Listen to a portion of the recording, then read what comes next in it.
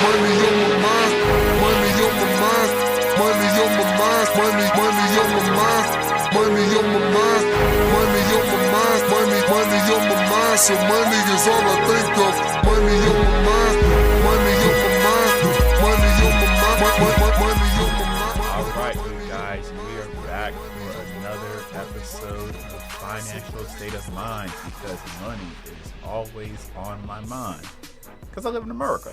Not my country, you guys. But anyways, welcome to Financial State of Mind, a show where your host, Blickety Blindy himself, otherwise known as Darrin Harvey, teaches, preaches, and speaks business literacy and financial literacy, and I help you get to that bag, manage that bag, and grow that bag. I actually said it backwards this time because it's a special episode. Why is it a special episode? Two reasons, you guys. One, this is the 1 year anniversary, you guys. Yes, we made it. Round of applause. We made it 1 year of Financial State of Minds, if I remember this correctly, or I could be totally wrong. I don't care. But we are here, you guys, and to celebrate the 1 year episode, I have a very special guest with me today. She's doing great things out here in the community. I work with her. We talk on a regular basis. But it was about time I brought her on. I want her to really be a part of my show, hopefully long term. Hopefully this is not the first time you're here. You're here right now. So you guys, please welcome Nia Williams onto the show. Thank you so much, Nina, for being a part of the show. So, Nina, I know we talk all the time. We help each other out. But I really wanted you to be a part of the show because you're out there in the trenches in the real estate world. Before I even talk about any more, just tell the audience who you are, what you do, how you got here. Just kind of talk to them. Okay. My name is Nia Williams. I'm a real estate agent currently with Keller Williams in Walnut Creek.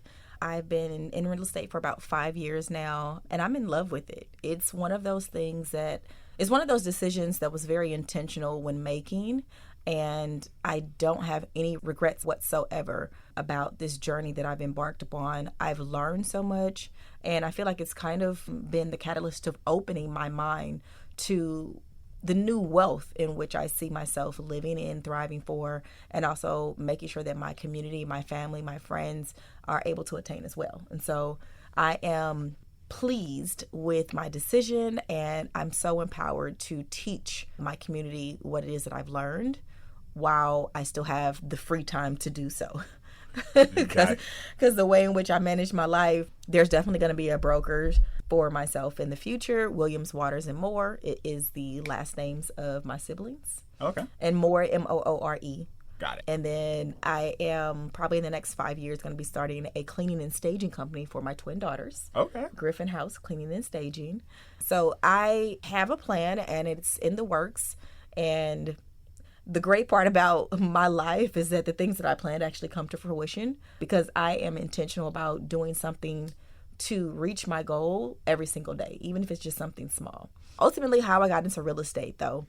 You want to go there? That's exactly what you read my mind. I was going to ask you. It's like, so how'd you get into real estate out of all the professions? Yes. Especially it being kind of the timing you got into it. Talk about the timing you got into it. What led you to it? Why real estate? I came in when it was go, y'all. Anybody coming in now, okay, y'all gonna have a little bit of work ahead of you. But for me, so I grew up with my dad as like a contractor. He would always be doing different jobs and renovations, and I would always go with him to those jobs. And then my grandmother was like a seamstress. She was able to literally take some fabric and reupholster the couch, do drapes and curtains and matching pillows and duvets. And I kind of grew up in that environment. And so when it came to me transitioning out of corporate America, I previously used to work for Avis Budget Rental Car Company, which I loved, by the way. It was one of those type of corporate jobs that allowed me to live in California on my own.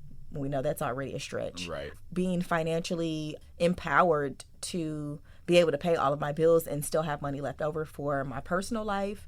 And I got a free car, free gas, and free insurance. And so that was kind of like something you can't beat. Right.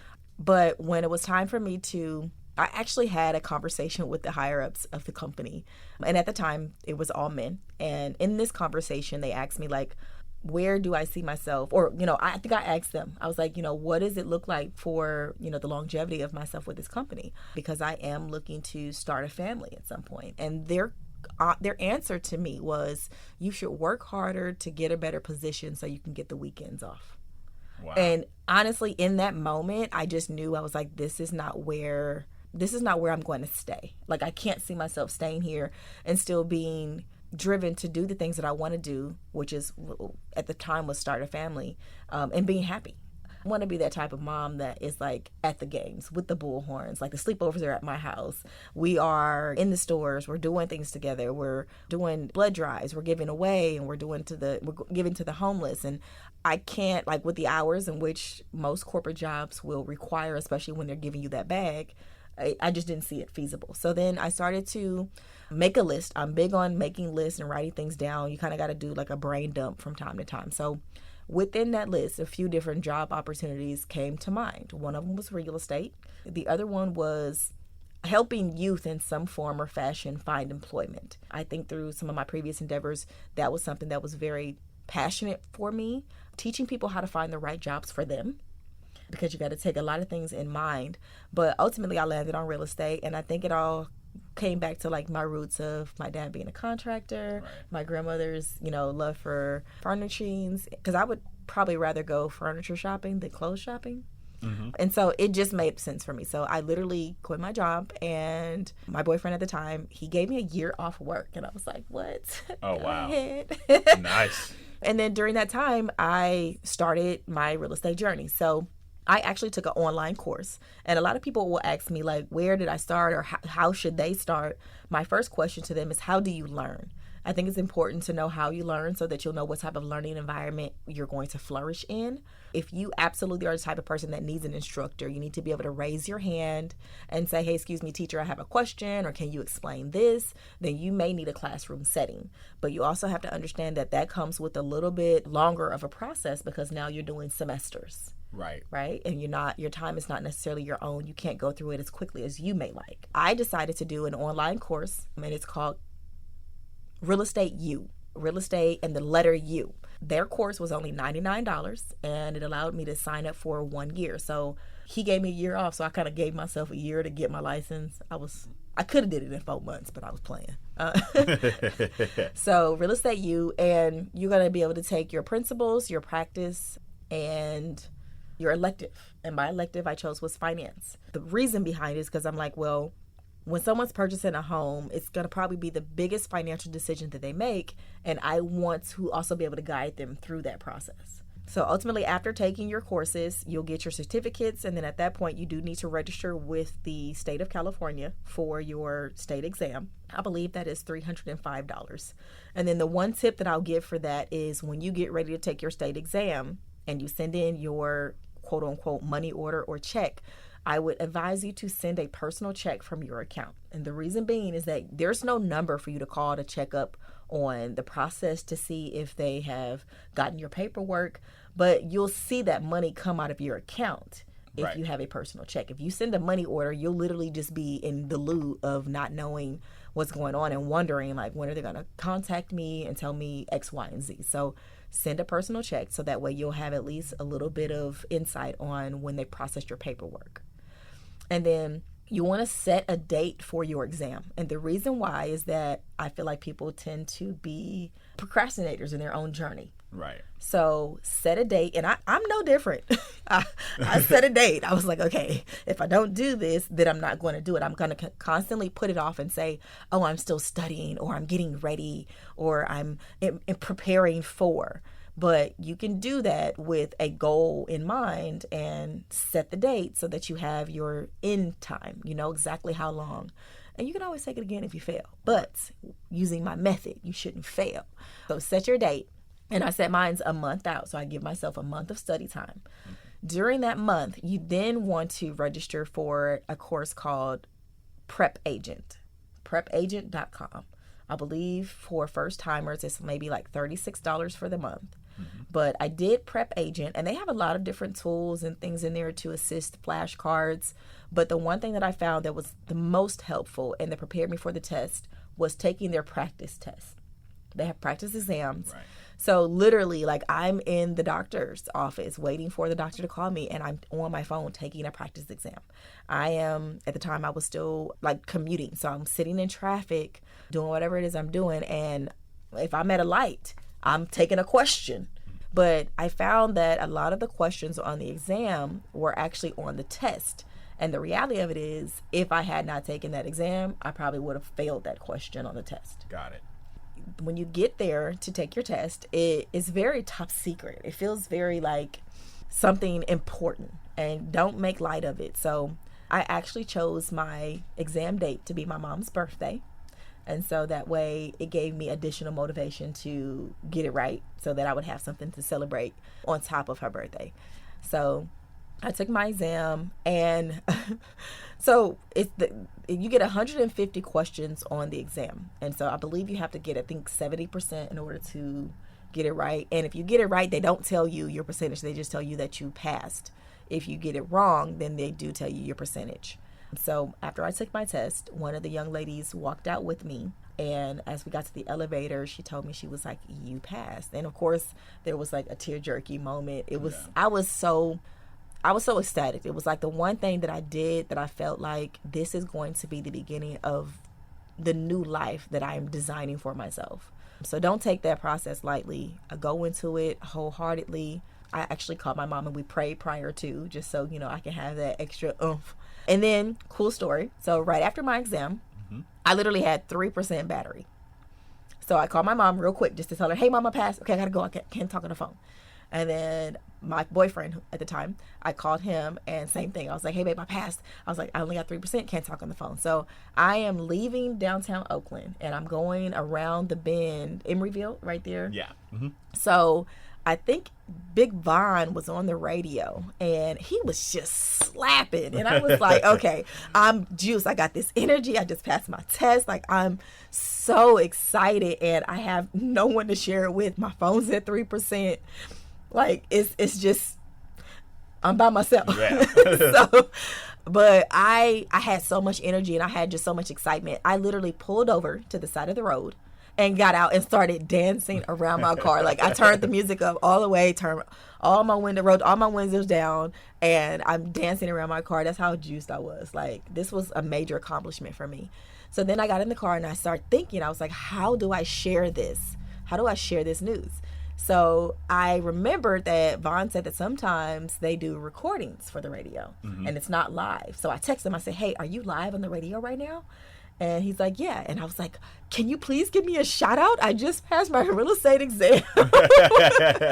And so lo and behold, by the time I got to my Richmond exit, so I'm in traffic, so it was a little bit of a time, but by the time I got to my Richmond exit, Vaughn had given me a shout out on the radio, and I was able to record it too. So I do have it on my phone somewhere. I'll have to find it and then share it with you. But I was just juiced. That's dope. That's dope. You got your realtor's license. You passed the test. What's next after that? Like, okay, so the one thing that I think people don't know, or a major misconception, is once you get your real estate license, you still absolutely have no idea how to sell real estate. Right. You went through all of that, and now you are kind of at another beginning point. Right. And so some things to consider: your broker. So in order for you to actually practice real estate, even though you have a license, your license has to be housed at a brokerage. So choosing your broker is very important to the life of your career. There are so many different types. There are major brands like Coldwell Banker, Century 21, Keller Williams, that's where I'm at. But then you also have some boutique brokers. And these are individuals who've gotten their broker license and started their own companies. And so you kind of, the same way you got to know how you learn, you kind of have to see which type of environment works best for you. Right. The reason I chose Keller Williams is because they have stellar training for new agents. I literally got curriculum. I got a calendar full of classes, and these are mandatory classes that as a new agent you are required to, complete certain classes so that you are gaining the skills that you need to do the job. Learning your contracts, learning how to fill out California purchase agreement, learning the lingo and the language, how to choose a lender. So you're starting from scratch. You need a team. So you need to start to build your team. Right. So you'll do interviews with brokers. And it's not like when you go to an interview for a regular position where they're interviewing you to see if you're a perfect fit. It's actually the opposite. You are going to be interviewing your broker to find out what can they do for you in your business, because you're going to also be paying them a part of your commission. Right. So it's very important for you to take that serious. If anyone is interested in maybe getting a list of questions for their broker, definitely give me a call. I'll make sure my contact information is present before we leave. So after I chose my broker, and then I started doing my classes. And then I'm going to be honest, I was still working at that time. My year had, remember he gave me a year, right? So my year had passed. He was like, okay, you need a job. Right. So I went and got like just a little part-time job just to kind of, bring some money in. But I was doing my actual real estate classes at my brokerage at that time. So I would leave my job and I would look at the calendar, see which classes I needed to take for that day. And I'm very transparent in all things I do. I feel like if it's going to be for me, then it's for me. So I did tell my employer what my goals were, what I was trying to do, and they were lenient with my schedule enough so that I can choose the classes that I needed to take for that day and take my lunch times at different times of the day. That's dope. Yeah, right? So you have to be intentional with your goals. Don't let anything stand in your way.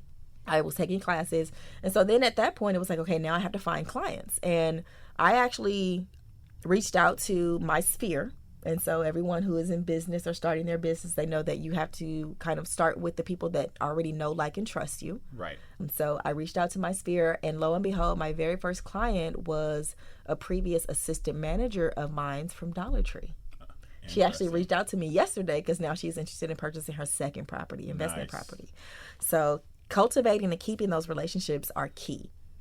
The reason why I chose real estate is because it literally gives you the ability to make the lifestyle that you want, to make the income that you want, as long as you're working hard for it. It almost is in comparison or competing with doctors and lawyers without you needing to go through multiple years of school. Yeah, I would actually say it's superior to it. Yeah. Because at the end of the day, most doctors and lawyers do take a salary, do take an income. Whether it's, they end up going to a Kaiser if they're a doctor or a big law firm or something like that, they're still taking salaries. They're still employees. And then at the end of the day, they're still, if they open their own business, they're still going the business route. Yes. You being in real estate, you're a part of something where you don't need a degree, affordable, and you can make far more money really than a typical doctor or lawyer would be able to do. Yes. I mean, I know that because I work with doctors and lawyers. Like, that's how I learned business, is through doctors and primarily lawyers. And I've always made it known that ultimately I want a real estate portfolio. Yes. I've shared many times to people and on this show how just having one rental property that, I did inherit, but having one rental property has dramatically changed my life, and I'm able to essentially live rent-free because I rent out the house that I live in, aka house hacking. So that's just one piece of property. So I'm imagining, okay, what would it be like if I had 5 or 10 or 20? And I do have an example of that because my dad's best friend, I call him Uncle Jimmy. He owns 11 properties, 9 apartments in Oakland, 2 places in San Mateo. And I'll just say this. I won't say how much money he incomes, but I'll just say, you being a realtor, he owns all 11 outright. Yes. And he rents them all at current market value. So you know how much money he's bringing in per month. And, he's 60. He's the same age as my dad. If he was still alive, he's 68. And he's just living his best life. Yeah, he's probably not even managing the properties. If he's smart, he has a property management company. Yeah, and he was a contractor. So he was a contractor initially, and he was smart enough to buy the units, the property in the 90s. And fix them up. Everything, stuff like that. And he's just living his best life. And I'm just like, shoot, like, I'm trying to be like that. Trying to be like you. Yeah, I'm trying to be like that. Like you said, he doesn't manage it himself. It's all in the property management. And he's just living his best life. So I use business as a vehicle to get the income I need to invest into real estate, because I do personally believe, especially if you choose to do real estate in California, it's the most simple and straightforward way to financial freedom. Yes. Even simpler than business, like just as a whole. And I preach business, but real estate is the way to go. And you said something earlier. You said you took a financial elective because for the average person, buying a house is the most important financial decision they will make likely in their livelihood. And that is actually true. And I didn't want to take that lightly. Like, Yes. my thought process was, someone's going to entrust me with hundreds of thousands of dollars. Right. I don't want to. Can I curse on this show? I think it's hell and damn, you can say, but you can't do anything else. Well, I didn't want to F it up. Yeah. Okay. You know, that was just the major thing for me. I was like, I don't want to be the reason why someone's dream does not come to fruition because I don't know what I'm doing. Right. You know, and so you have to be mindful of the people that you're assisting, and you have to be wholeheartedly involved and want to see them win and want to be the best and do the best for your clients. That's actually something they're going to teach you in real estate school. It's called being a fiduciary to your client. Right. You do have the opportunity to show up for them in a way that no one else can or will during this transaction. So make sure you guys don't take it lightly and don't F it up. You know, be the best that you can be. Absolutely. And that's just like, there's three fields that you really have to take more seriously than any other field. And we're both in one of them, which is finance. The other one's law. The other one's medical. You really have to be careful when you're guiding somebody through a financial decision, because like you said, just on a moral level, it's hundreds of thousands of dollars, sometimes millions of dollars, that you're essentially, they're completely trusting. And I'm sure you know this better than me. Most people who come to you who are like, hey, I want to buy a house or I want to buy a property, probably don't even understand the process of buying the property or buying a house. So they're literally entrusting you completely with very little knowledge, sometimes no knowledge, on literally, objectively, the most important financial decision of their life. So it is something that should be taken seriously, and you got to make sure that you find a realtor that does take that seriously and is not just in it just for the transactional purpose of making money. They generally care about helping you and finding what is right for you and your family and your needs at that time. Yes. Because there is a lot of realtors out here in California. They are literally sometimes a dime a dozen. Like sometimes I just walk around my life and they're like, hey, are you listening? Like especially that, I am a homeowner. And as you know, when you're a homeowner. They be calling you? Oh my God. They call my grandmother all the time. All the time. Like, and it's just like, are you trying to sell? Like, especially right now in the market, and this is a great transition. They're like, are you trying to sell right now? And I'm like, no, like it's a 7% average interest rate right now, and I'm locked in at a 3.98. Why would I sell my house and try to buy another house when my payment would be probably 40% more? Yeah. It's a thing. I'm grateful to have those calls. I'd rather have those calls. That means I have a property compared to someone who doesn't have the calls. But you just kind of never know. And realtors are a dime a dozen. So it's great to hear when somebody's passionate about what they do. And it usually shows, right? Yeah. It usually shows when somebody's passionate about something compared to just doing it for a check and stuff like that. They say the average person knows 12 realtors. So you have to work at keeping yourself top of mind, making sure. And so what I'm doing this year is just being very intentional with my business. I'm killing birds and stones is what I call it, right? So I'm going through and I'm cleaning up my contact list. I literally start at A's and I'm calling every single person. And some of those conversations are going great. Some of them are like, oh my God, I haven't heard from you in so long. Here's my contact. And I make sure that, of course, before the call ends, I ask them directly, are you interested in purchasing real estate, selling real estate, or do you know anyone that you can refer to me? And then I always make sure that I follow up with a text message thanking them for the conversation. And then I send them my business card via text. And then some of the conversations are, I'm like, hi, this is Nia Williams. I have your number in my phone as a contact and I can't place it. I can't place you. Do you know me? And then some of them are like, no, I don't know you. So I'm like, okay, I'm going to go ahead and delete it. So thank you. Have a great day. Right. Yeah.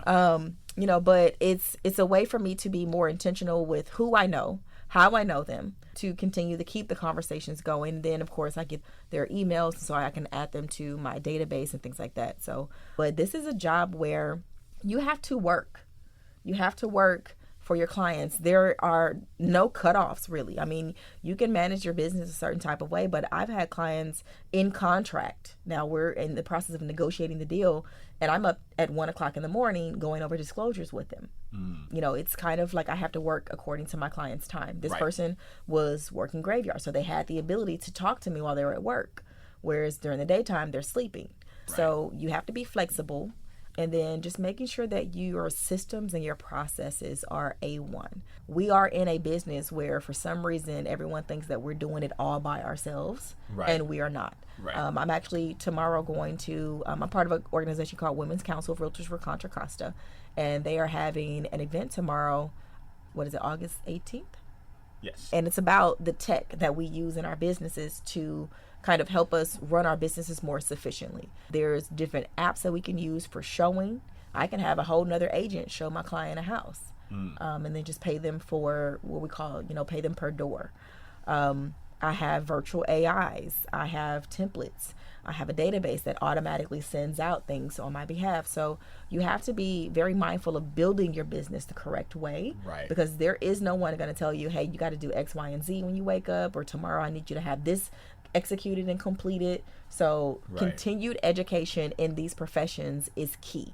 When you're getting your commissions, the same way they're not taking the taxes out, Uncle Sam's not coming for his money. You got to give it to him willingly. You actually have to be very mindful of putting money aside for your education.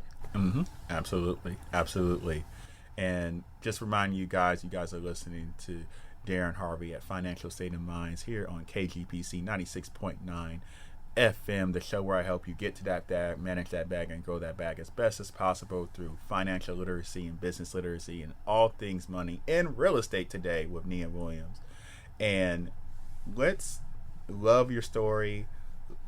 That's why I love supporting you.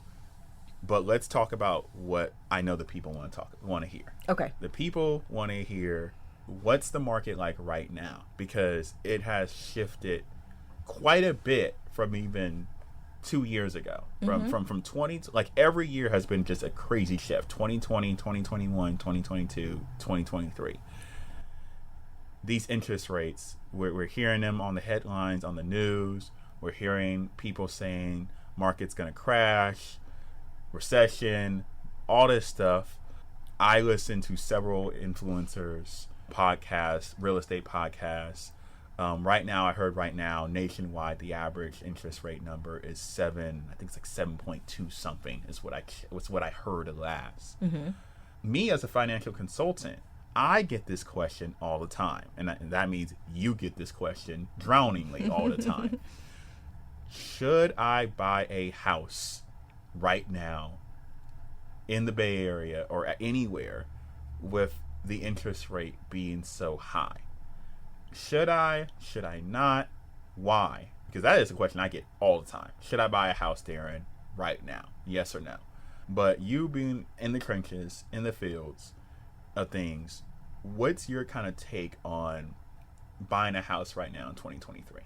I would say that anyone who is interested in purchasing real estate, if that is a goal of theirs and they ultimately want to purchase a home, then buy the home. There is never, I'm not going to say never, there are rarely perfect moments in real estate when it comes to the market. You have to prepare yourself, first of all. And the majority of the people that I talk to who are complaining about the interest rates are not even in a position to purchase right now if they wanted to. So prepare yourself financially. Make sure that your paperwork is in order. You got to look good on paper. Let's talk about that. Okay. So this is what I teach this all the time too. What is that? What does that look like? How do you make yourself? What factors make yourself look good on paper so you could attain a home loan? Okay, so first of all, you're going to need consistent employment.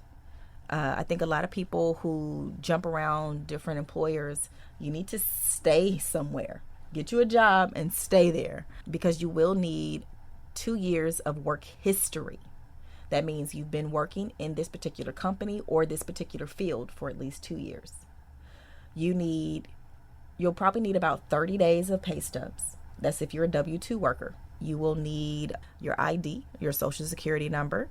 You will need your proof of income. So if that is your pay stubs, or if you have your own company, you'll probably need maybe like a Schedule C or profit and loss. You'll need something that gauges how much you're actually making. And then you'll also need your W-2s, your tax returns for 2 years. So that's why you need that 2 years of consistent work history. So that's the paperwork you need. Yes. Ultimately, when you decide to choose a lender, you will fill out a form that gives them the access to pull your credit. It's always an easier and faster process for you if you have those documents already prepared. Otherwise, of course, you're going to have to get them.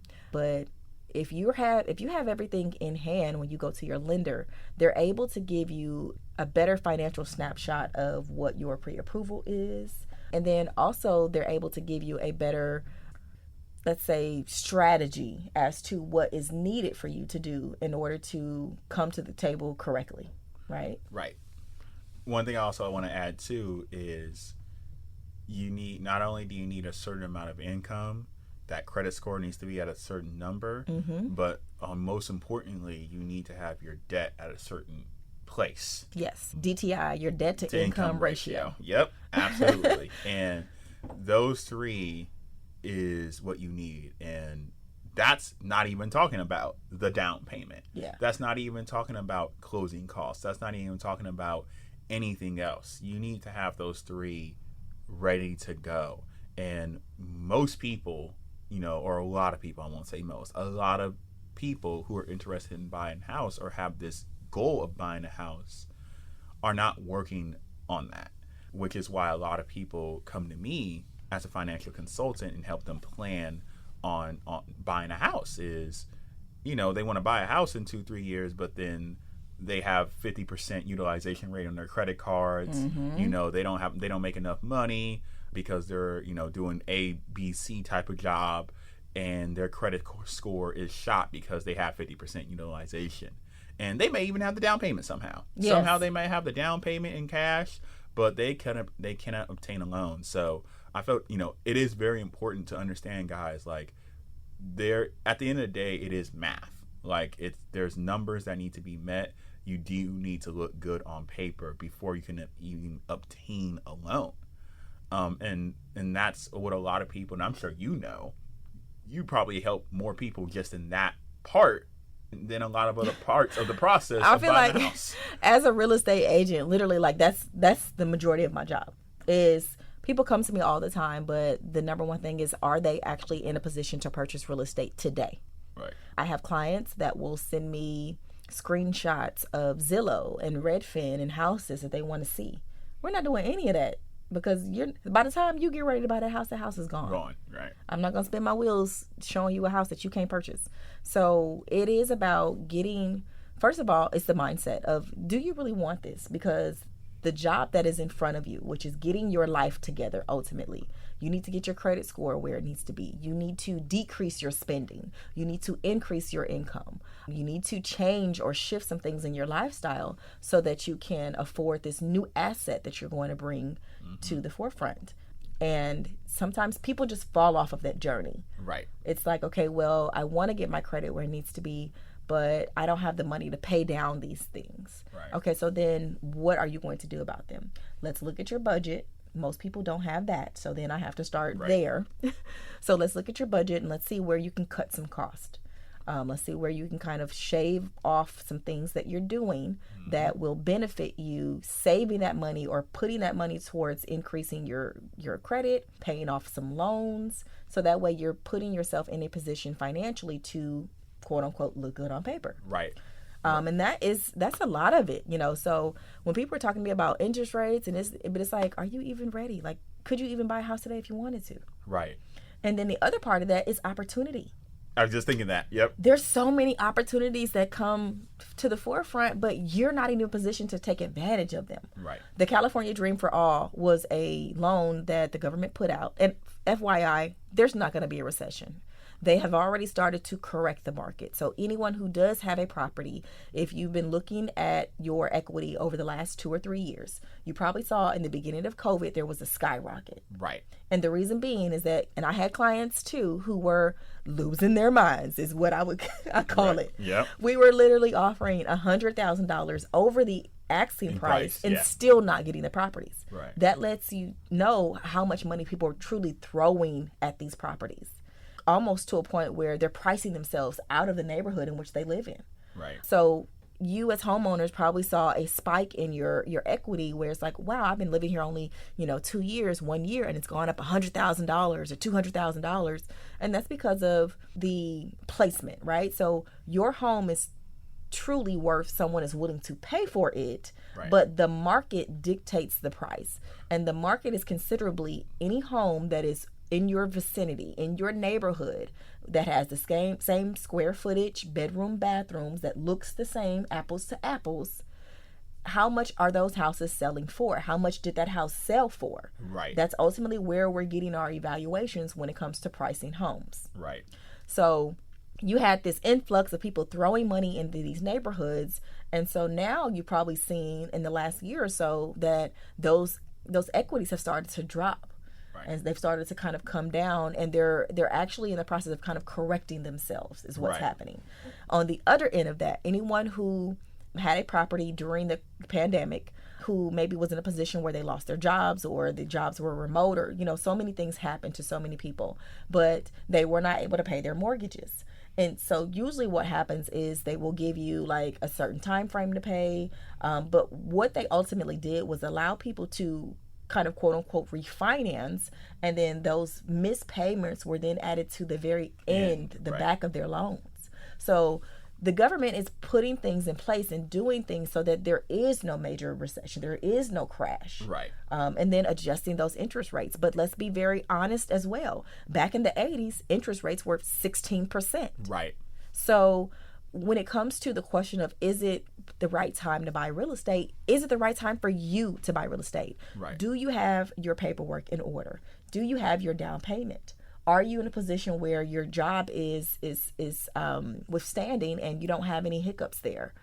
Are you in a position where maybe you've had a life change? Is there a death? Is there a new baby? Is there a new job? Is there, there's so many different things. And so this is not a cookie cutter answer, but I would say if you have your things in order and you want to buy a home, that is your goal, buy the home. And then you'll hear the phrase, buy the house, date the interest rate, or marry the house, date the interest rate. Mm-hmm. And that's ultimately what we can do. So there are a few different strategies that you can actually use to go into that. There's something called a 2-1 buy down, and that's something you want to talk to your lender about.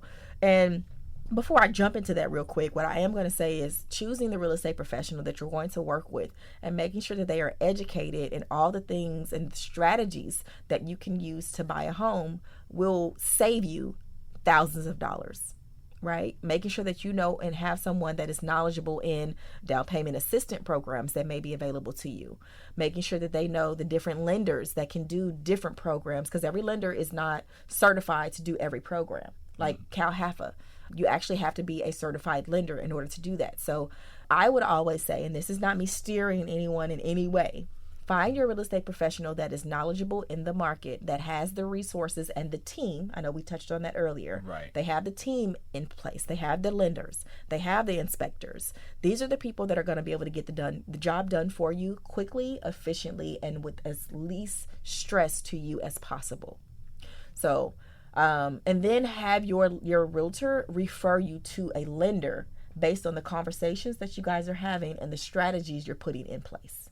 Right? Because I have people who come to me and they already have a lender, but then when I go to contact the lender doesn't work on weekends, or the lender's not available to, receive messages and get back to me in a timely manner. This is a quick thing, right? When we're putting in an offer, sometimes houses have offer deadlines. I have to meet that deadline in order for your offer to be accepted. Right. So I need your lender to be kind of on call the way that I am. I'll find some lenders are out of state or in a different part of Southern California. Right. And it's like, that's not a bad thing. However, we have to see if this is going to be a great working relationship. Right. You as the consumer, the one that's purchasing this house, you're building your dream team. Right. So if you have a lender that works in the East Coast and I go to call them and they're already quote unquote off work, right, and they're not taking any calls or they can't get to their computer in order to get me a pre-approval back in time for me to submit your offer because it's already 8 o'clock out there where right, it's just now 5 o'clock here, then there you have a bit of a pickle, right? Right. Definitely making sure that you're building the dream team, the right team for your purchase. But going backwards, so have your lender maybe consider a 2-1 buy down. And ultimately what that is you're buying down the interest rate. And this is something that, depending on the negotiations of the market, you may be able to get the seller of the property that you're going to purchase to do this for you. But you'll be buying down, and the reason why it's called a 2-1 buy down, you'll be buying down the interest rate for ultimately 2 years. The first year will probably be the least amount of money that you'll pay for your mortgage. Mm-hmm. The second year, it'll jump up a little. And then by the third year, you're into what are kind of the normal interest rates for that time. So this will help you kind of prepare yourself for what your mortgage is going to be. But then you're also probably hoping that during that time frame, some things will happen in the market which will shift the interest rates down and you could potentially refinance. Right.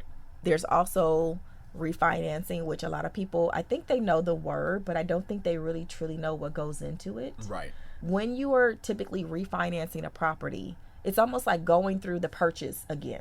Yeah. You're going to have to pay for an appraisal. That's going to be a cost that you incur.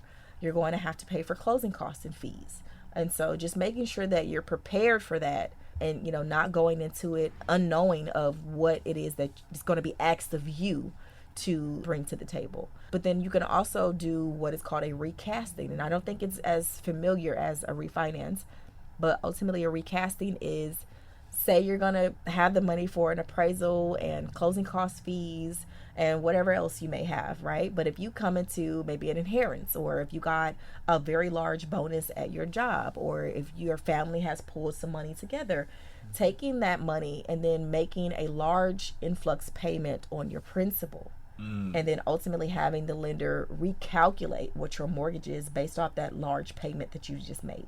Got it. And so that can be a way to assist. But for anyone who is interested in purchasing a property and maybe they're living on Section 8 right now, and so they're not even paying the market value of their rent, and so for them to attain a mortgage feels very much out of reach.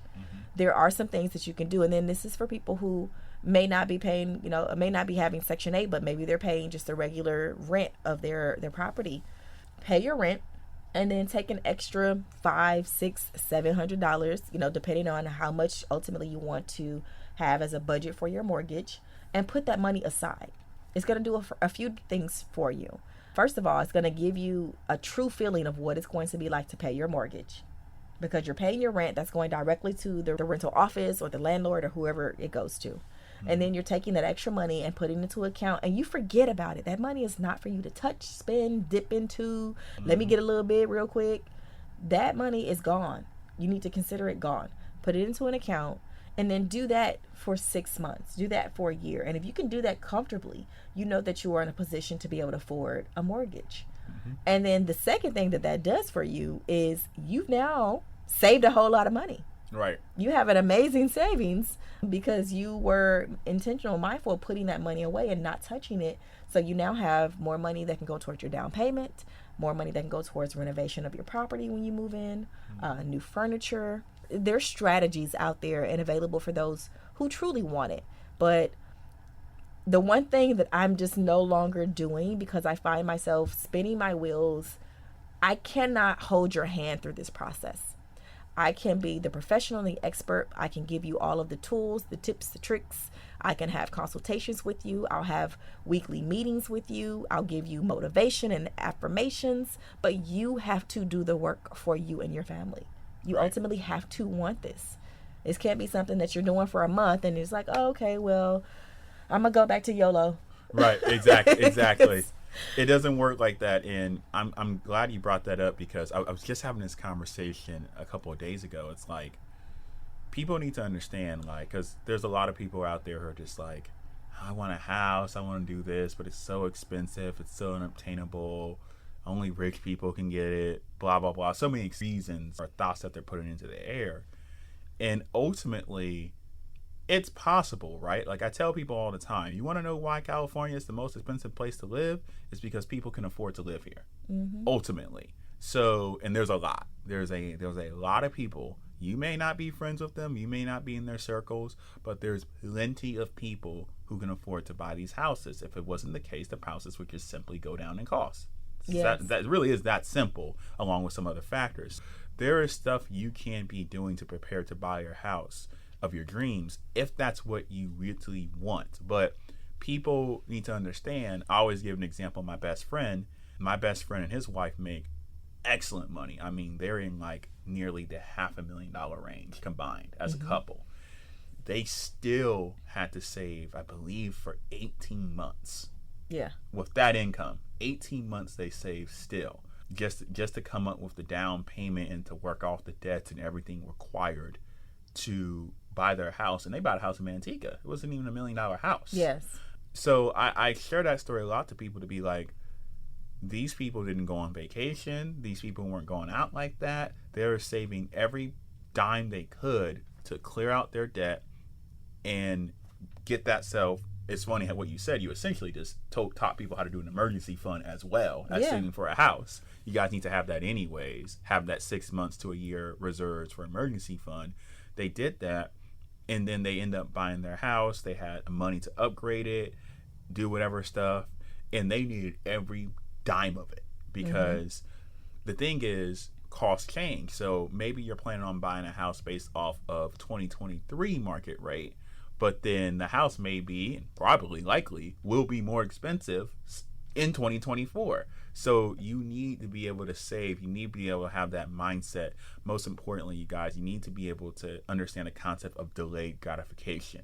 You're going to have to sacrifice for months, for a year, maybe 2 years, to be able to buy the most important asset of your life. That's what it takes to buy a house. This is not something where you win the lottery, money falls from the sky, and you could buy a house in cash. That's not going to happen for 99.9% of you guys. You guys have to be able to do this, and that's it. It really is no other way. Like, I can, and Nina here, we can tell you guys and explain. We can have these conversations, and we will continue to have these conversations about all the different strategies, all the different loans, all the different ways you can come up with the money. That's what me and Nina combined can literally teach anybody to do. Yes. But what we can't do is make you guys do the work. I have grants at my disposal. We're going to Talk have about it. A full conversation in our consultations. I find out what your profession is. What's your why? Why are you doing this? Because every time we're talking and it's getting hard for you, or this is something that you don't see attainable, I'm going to remind you of that. I'm going to tell you, majority of my clients have been single mothers. And I just find that they have a passion in them to make it better for their children, to give them something that they never had. But I work with all types of people, and it's really truly just, what do you really want for you? Like I said, I will continue to give you affirmations and whoop you up. Come on, you could do this. Not even that. I'm going to prepare you. I'm going to make sure that you have done your homework so that there is no major hiccups. And I'm calling on your behalf. I'm calling your lender. I'm checking in. Right. When we submit your offer, I'm requiring your lender to call the selling agent to boast you up. Let them know how good you look on paper. Right. Let them know how much of a sure thing you are. I'm building rapport with that other agent. I might even send them a Starbucks card after the transaction is finished to thank them for their professionalism.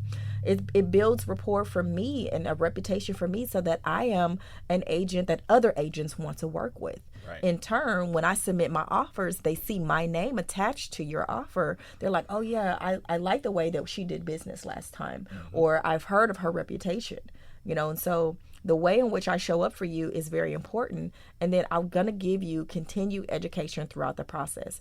What I have learned, and then just fine tuning my business, is that there's information at the right time. Information at the right time. We're not going to go down a rabbit hole of what if you have a real major concern, I will address it. But some things are just not important conversations until we need to have that conversation or we get to that milestone. Right. But I am looking out for your best interest. I have my inspectors on speed dial, and they carve out times and dates for my clients in front of other clients. I can call my home inspector right now, and I guarantee you either today, depending on what time of day it is, or tomorrow, he can come and do the home inspection. And it speaks volumes for your offer because people want shortened contingencies.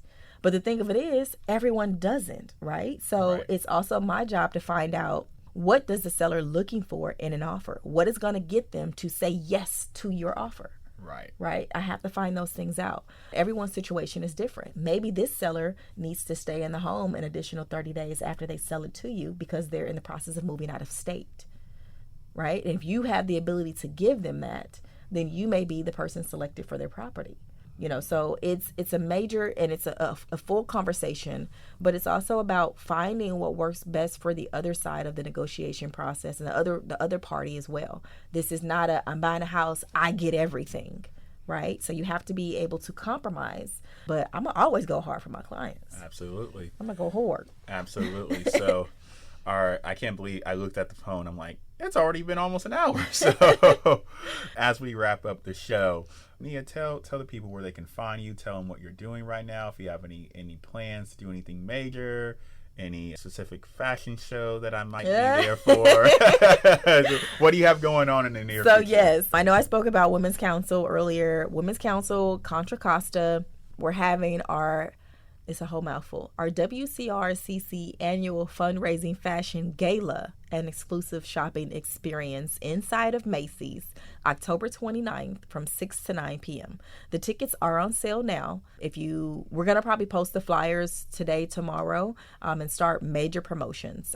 You're going to hear KML talking about it. I'm trying to get us a spot on Cron 4 live in the Bay, so hopefully they say yes. Okay. But this is going to be an event that you absolutely want to be at. First of all, it's exclusive shopping in Macy's. Who has ever been inside of Macy's after hours shopping? Right. With alcohol? Like you got a cocktail in your hand. Like no one, right? So the event that we're putting on, I feel like is going to be very exclusive. So if you want to come in and you want to feel important, because I'm making everyone feel important. There's going to be a red carpet. There's going to be a violinist. We're going to have VIP. There's also a live podcast happening the day of the event to interview the 3 charities that we have coming in, which is Cinnamon Girls. They're a charity based out of Oakland. They're helping minority girls ages 8 to 18. They actually have a registration for new Cinnamon Girls for the year coming up on the 24th. So if anyone wants any information from that, definitely give me a call. My phone number is 510-779-8298. Don't be afraid to call me, but call me on some real stuff. Don't call me on no BS. And she's responsive, you guys. I work with a lot of people. She's actually responsive. Yes. You see those people that have their phone in their hand all the time but never hit you back? That's not me. That's not her. I'm hitting you back, okay? Also, my website is Nia Williams ismyrealtor.kw.com. You can find me on all social media platforms under Nia Williams _realtor. I got on a red dress, y'all. But yeah, that's what we're doing. So contact me if you are interested in getting a ticket for the fashion show. If you actually go on my bio in my link tree, there is a link there to the website to purchase a ticket. I would say get a VIP ticket just so you can have that extra experience, but it's up to you, whatever you can afford, whatever your budget. Right. Keep in mind your budget, whatever your budget requires. Mm-hmm. Yeah, and then on top of that, I'm planning my wedding. So. Congratulations! Exciting, guys! You guys need to check out the fashion show. I'm gonna be there. I literally told my girlfriend, "Oh, you said alcohol? That's another reason." Yes. I just said she just loves to dress up. So and not even that, you could dress up. And she's just like, "Oh, we'll get to dress up at Macy's and shop by ourselves." Okay, now I'm gonna tell the alcohol part. She really gonna get excited. Yes. So, you guys, I definitely will be attending for sure. But you guys, we are here for you. Are you on social media, by the way? I am. Nia Williams _realtor. Okay. With the red dress. Okay, you guys. So you know where to find her. She's a great resource for real estate information. If you guys are asking me about real estate, I'm just telling you guys straight up. I'm asking her first and then telling you what she's telling me. So, for all your real estate goodness, go to Nia. She is a great resource. She's in the trenches right now. She actually knows what's going on, or she can probably point you to anybody local if you need to find somebody more regional.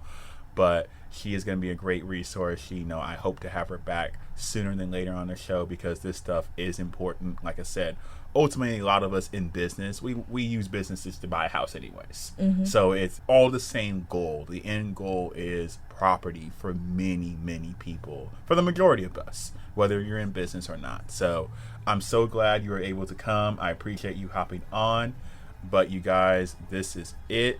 Thank you guys for joining me at Financial State of Mind. Me and Nia Williams over here, the show where we help you get to that bag, manage that bag, and grow that bag as best as possible through financial and business literacy and all things money. You've been tapped in and listening to KGPC 96.9 FM, or you're listening to me on Spotify, on Apple Podcasts, on iHeartRadio, or your favorite podcasting platform of choice.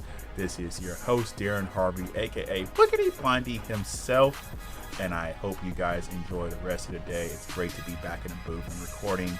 Thank you, Oakland, for always hosting me, and assuming this is my 1-year anniversary, it feels good to complete episode 33. Thank you so much, and you guys tune in for the next episode coming soon. You guys take care.